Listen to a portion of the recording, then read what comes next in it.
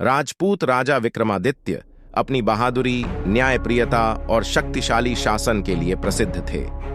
उनका महल राजस्थान के बीचों बीच एक ऊंची पहाड़ी पर था, जहां से वे अपनी पूरी राज्य पर नजर रखते थे। विक्रमादित्य का दिल हमेशा अपनी भूमि और लोगों की खुशियों में लगा रहता था। एक दिन महल में एक अजीब घटना घटी। दरबार में 4 सुंदर महिलाएं आईं, जिनकी खूबसूरती और आकर्षण ने हर किसी को हैरान कर दिया। इन महिलाओं की आंखें गहरी और रहस्यमयी थीं, उनके होठों पर हल्की सी मुस्कान थी और उनके कपड़े राजसी शान से भरे हुए थे। उन्होंने विक्रमादित्य के सामने आकर झुकते हुए कहा, महाराज, हम आपकी सेवा में उपस्थित हुई हैं। उनकी खूबसूरती और मोहक मुस्कान ने राजा सहित दरबार के सभी सदस्यों को चौंका दिया। लेकिन विक्रमादित्य, जो बहुत होशियार थे, इन महिलाओं की आंखों में एक अजीब सी चमक महसूस करने लगे। उन्होंने सोचा कि शायद इन महिलाओं का कोई और मकसद हो सकता है। उन्होंने अपने मंत्री से सलाह ली, जो काफी समझदार था और हर तरह की परिस्थितियों का सामना करने में माहिर था। मंत्री ने सलाह दी कि इन महिलाओं को महल के विशेष कमरों में ठहराया जाए और उनकी गतिविधियों पर नजर रखी जाए।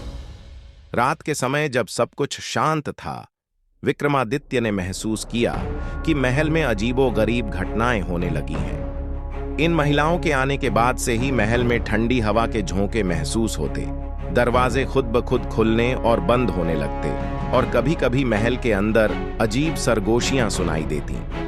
कुछ दिन बाद विक्रमादित्य ने उन महिलाओं के कमरों की ओर जाने का इरादा किया।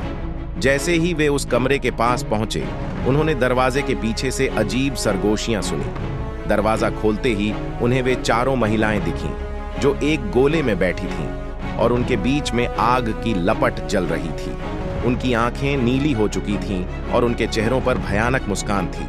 महिलाओं में से एक ने विक्रमादित्य को देखते हुए कहा, हम पाताल से आए जादूगर की बेटियां हैं। हमारे पिता ने हमें तुम्हारे राज्य को नष्ट करने के लिए भेजा है। अब उनके चेहरे पर वह खूबसूरती नहीं, बल्कि एक भयानक चेहरा था, जिसे देखकर विक्रमादित्य को समझ में आ गया कि ये साधारण महिलाएं नहीं, बल्कि खतरनाक जादूगरनियां हैं। विक्रमादित्य ने अपनी तलवार निकाली और उन महिलाओं को ललकारा, मेरे राज्य को कोई नष्ट नहीं कर सकता। मैं राजपूत हूं और अपनी रियासत की रक्षा के लिए अपनी जान भी दे दूंगा। उन महिलाओं ने एक भयावह ठहाका लगाया और बोली, तुम हमारी ताकत को नहीं जानते विक्रमादित्य। हमारे पिता पाताल के महान जादूगर ने हमें अपनी काली शक्तियां दी हैं, जिनसे हम तुम्हें और तुम्हारे राज्य को बर्बाद कर सकते हैं। अचानक उन महिलाओं ने अपने हाथों को आकाश की ओर उठाया और एक जादुई मंत्र पढ़ा। उनके चारों ओर काले बादल छा गए और कमरे में हर तरफ अंधेरा फैल गया। विक्रमादित्य को महसूस हुआ कि उनकी शक्ति कमजोर हो रही है, लेकिन उन्होंने हार नहीं मानी।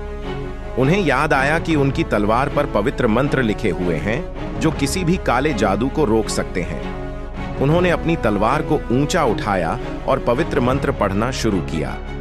तलवार से एक रोशनी निकली और काले बादलों को चीरने लगी। महिलाएं डर गईं और उनकी शक्तियां कमजोर होने लगी। जादूगरनियों ने अंतिम वार करने की कोशिश की, लेकिन विक्रमादित्य की तलवार की रोशनी ने उनकी हर कोशिश को नाकाम कर दिया। अंततः उन महिलाओं ने चीखते हुए कहा, तुमने हमें रोक लिया, लेकिन हमारे पिता तुमसे बदला लेंगे। यह कहते ही वे महिलाएं काले धुएं में बदलकर गायब हो गईं और कमरे में फिर से शांति छा गई। विक्रमादित्य ने राहत की सांस ली और दरबार में सबको इस घटना के बारे में बताया।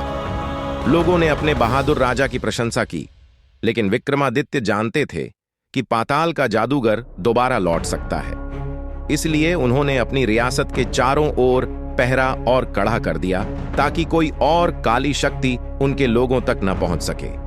इसके बाद विक्रमादित्य के राज्य में फिर से शांति लौट आई, लेकिन यह कहानी लोगों के दिलों में हमेशा के लिए अंकित हो गई कि कैसे एक बहादुर राजा ने पाताल से आई खतरनाक जादूगरनियों को हराकर अपनी रियासत की रक्षा की।